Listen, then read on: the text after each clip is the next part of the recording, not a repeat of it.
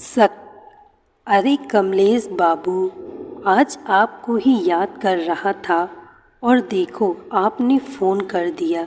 कहिए क्या हाल है।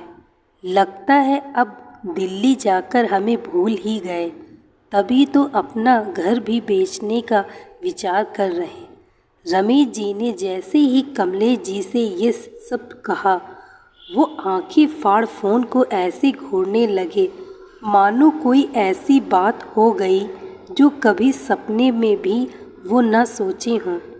ये आप क्या कह रहे रमेश बाबू? मैं तो आप सबका हाल पूछने को फ़ोन किया और जानना चाहता था मेरे बच्चे मतलब मेरे पेड़ पौधे सब ठीक तो हैं ना।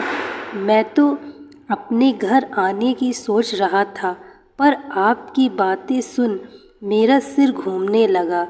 सब सच बताइए, क्या बात हो गई? आश्चर्यचकित कमलेश जी पूछे। ये आप क्या कह रहे हैं कमलेश बाबू? आपके घर में तो कुछ दिन पहले से लोग रह रहे हैं। सुनने में तो यही आया आप घर बेचकर अब दिल्ली में ही रहने वाले हैं। लगता है आपकी बेटी ने आपको कुछ बताया नहीं। चलिए फिर कभी बात करता हूँ। पोती पोती को बस स्टॉप से लाने का समय हो गया, कह रमेश जी ने फ़ोन रख दिया। इधर कमलेश बाबू हैरान परेशान से घर में चहलकदमी कर रहे थे। ये क्या कह रहा था रमेश? रवि ने मुझे कुछ बताया भी नहीं और घर किराए पर लगा दिया और बेच दिया। ये सब मैं क्या सुन रहा हूँ? कितने जतन से राधा के साथ मिलकर घर बनाया था। राधा ने घर के लिए कितनी ख्वाहिशों को ताक पर रख दिया था। मुझे यहाँ आना ही नहीं चाहिए था। ये सब सोचते सोचते उन्हें यहाँ आने से पहले की बातें एक एक कर याद आने लगी। पत्नी की मृत्यु के बाद जब बेटा सपरिवार आया था तो जाने से कुछ दिन पहले ही बेटी ने कहा था, पापा सोच रहा हूँ अब इस घर का ताला लगा दिया जाए और आप हमारे साथ दिल्ली रहने चलिए। अब माँ भी नहीं है तो यहाँ आप अकेले कैसे रहेंगे? हम दोनों पति पत्नी काम करते हैं, आपके पास यहाँ रहना मुनासिब नहीं होगा, इसलिए आप हमारे साथ चलिए। रवि ने कमलेश बाबू से कहा। वो शहर जाना तो नहीं चाहते थे, लेकिन मरते क्या ना करते। पत्नी को चंद दिनों पहले साथ छोड़कर चली गई। डायबिटीज़ और बीपी के मरीज़ कहाँ अकेले रहते। सोचा बच्चों के साथ समय व्यतीत हो जाएगा। एक ही बेटा है जिसके साथ जाने के अलावा कोई चारा नज़र नहीं आया और बेटा कमलेश बाबू को अकेले छोड़ने को तैयार नहीं था। सुरेश बाबू अपने कपड़े दवाइयों और साथ में धर्मपत्नी की तस्वीरें साथ लिए उत्तर प्रदेश के एक ज़िले से निकलकर दिल्ली चल दिए। दिल्ली में बेटे का 2 कमरों का घर और 5 लोग। रवि, उसकी पत्नी मधु और छोटा बेटा एक कमरे में और उससे बड़ा दूसरे कमरे में दादा के साथ रहने लगा। कुछ दिन ही हुए थे। कमलेश बाबू का बहुत कोशिशों के बाद भी यहाँ मन नहीं लग रहा था। अपने यार दोस्तों के साथ कॉलोनी में रहने की आदत, उनके साथ बैठकर अपने दुख सुख कहना, पत्नी की आती याद, इन सब से कमलेश बाबू दुखी रहने लगे थे। वो वापस अपने शहर जाना चाहते थे। आज यही सोचकर हाल समाचार लेने को रमेश जी फ़ोन किए और साथ ही ये बताने को कि अब वो वहीं रहने आना चाहते हैं। पर रमेश जी की बात सुन वो परेशान हो गए। शाम को ऑफिस से जब बेटा आया, उसे अपने पास बुलाए और बोले, बेटा मैं वापस उस घर जाना चाहता हूँ जहाँ तुमने ताला लगवा दिया था।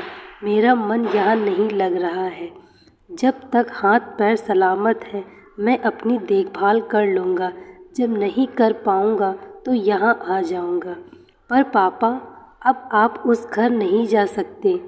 आपको रहना हमारे साथ ही होगा, वहाँ हम तो साथ नहीं होंगे। घर में कदम रखते ससुर की बात सुन बहू ने कहा, यहाँ भी कौन सा तुम लोग रहते हो? बच्चे भी अपने स्कूल कोचिंग में व्यस्त रहते। एक काम वाली आती है, वो खाना पीना दवा दे जाती है। तुम दोनों कौन सा मेरे साथ ही रहते हो? कमलेश बाबू क्षोभ व्यक्त करते हुए बोले, ये कैसी बात कर रहे हैं पापा? हम दोनों सुबह और रात सशरीर आपके साथ तो होते हैं, पर पूरे दिन हम कैमरे से आपको देखकर तसल्ली करते रहते हैं कि आप ठीक हैं। फिर कमला भी तो आपका पूरा ध्यान रखती है। उधर जाने के बाद आप बिल्कुल अकेले हो जाएंगे।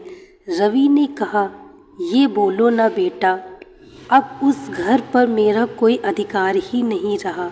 तुमने उसे बेचने की पूरी तैयारी कर ली है, घर भी किराए पर लगा दिया है। कमलेश बाबू गुबार निकालते हुए बोले, ओह हाँ, तो आपको पता चल ही गया। चलिए फिर हम कागज़ पर आपके दस्तखत भी लेते हैं ताकि बाकी की कार्रवाई की जा सके। रवि ने पत्नी को आवाज़ देकर बोला, जरा वो पेपर लेकर आना। रवि पिता के पास बिना किसी झिझक के ढीठ की तरह बैठ गया।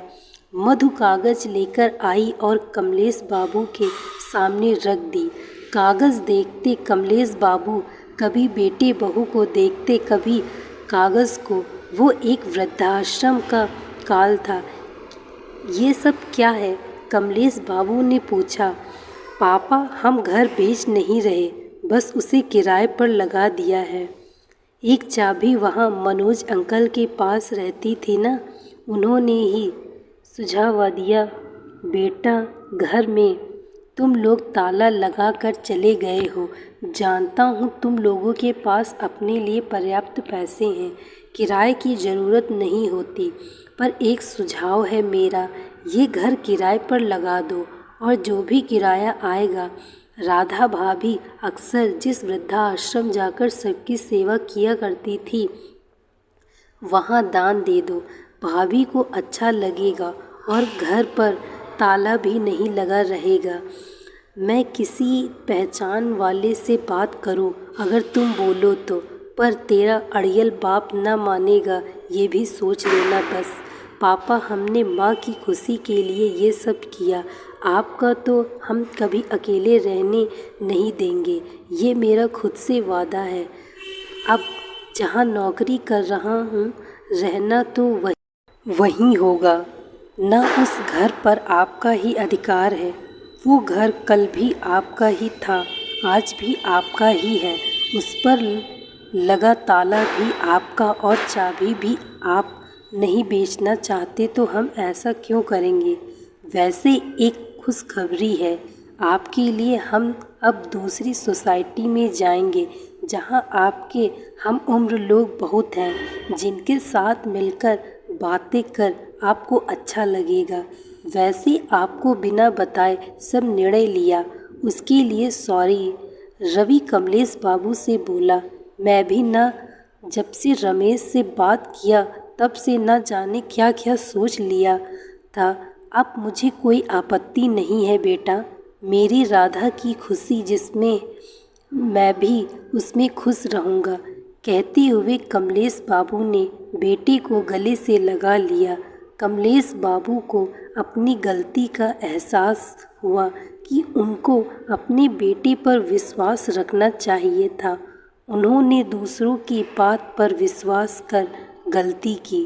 खैर, उनको अपने बेटे से जो गिले शिकवे थे दूर हो गए।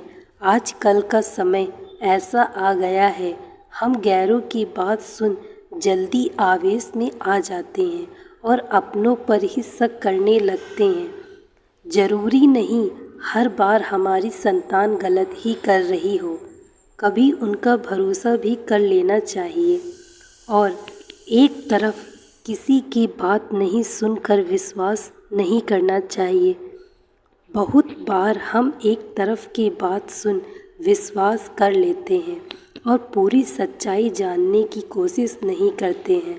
हमें पहले पूरी सच्चाई जाननी चाहिए, उसके बाद कोई कदम उठाना चाहिए। दोस्तों, मैं आशा करती हूँ आपको यह कहानी अच्छी लगी होगी। यदि कहानी अच्छी लगी हो तो वीडियो को लाइक तथा चैनल को सब्सक्राइब अवश्य करें। Thank you so much watching this video. Like, share and subscribe.